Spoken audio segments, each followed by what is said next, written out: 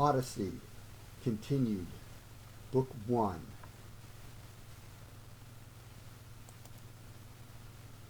Lines 467 to 556. Phemius, the singer, sings of Troy's fall.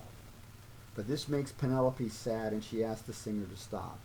Telemachus overrides her request and suggests that he's the man of the house now, and allows Phemius to continue.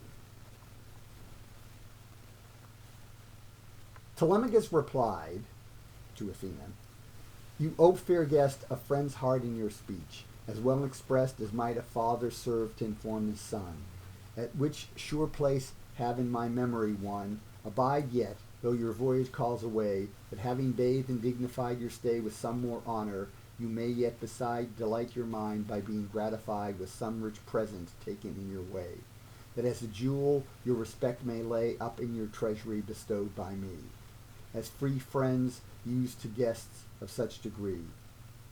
Detain me not, said she, so much inclined to haste my voyage. What thy loved mind commands to give, at my return this way bestow on me, that I directly may convey at home, which more of price to me, the more it acts my recompense to thee."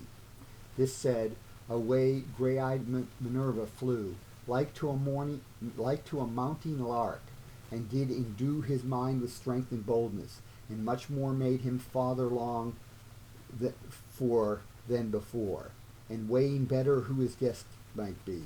He stood amazed, and thought a deity was there descended, to whose will he framed his powers at all parts, and went so inflamed amongst the wooers, who were silent set, to hear a poet sing the sad retreat the Greeks performed from Troy, which was from thence proclaimed by Pallas, pain of her offence. Which when divine song was perceived to bear the mournful subject by the listening ear of wise Penelope, Icarius' seed, who from an upper room had given it heed, down she descended by a winding stair, not solely, but the state in her repair two maids of honor made. And when this queen of women stooped so low, she might be seen by all her wooers. In the door aloof, entering the hall graced with a goodly roof, she stood in shade of graceful veils implied about her beauties. On either side her honored women. When to tears moved, thus she chid the sacred singer, "Phemius, you know a number more of these great deeds of gods and men that are the sacred seeds and proper subjects of a poet's song, and those due pleasures that to men belong.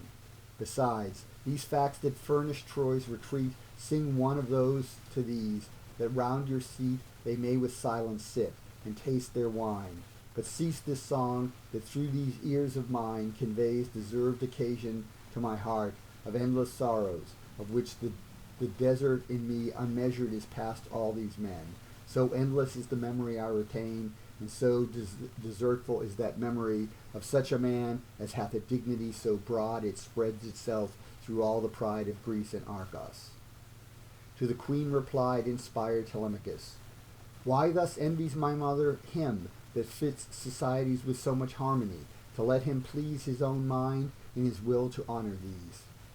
For these ingenious and first sort of men that do immediately from Jove retain their singing raptures, are by Jove as well inspired with choice of what their songs impel.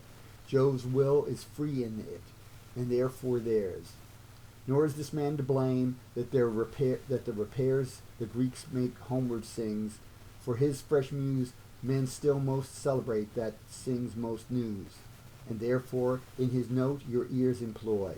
For not Ulysses only lost in Troy the day of his return, but numbers more the deadly ruins of his fortunes bore. Go you then in and take your work in hand, your web and distaff, and your maids command to ply their fit work. Words to men are due, and those reproving counsels you pursue, and most to me of all men, since I bear the rule of all things that are managed here." She went amazed away, and in her heart laid up the wisdom Pallas did impart to her loved son so lately, turned again up to her chamber, and no more would reign in manly counsels. To her women she applied her sway, and to the wooers he began new orders, other spirits bewrayed than those in spite of which the wooers swayed.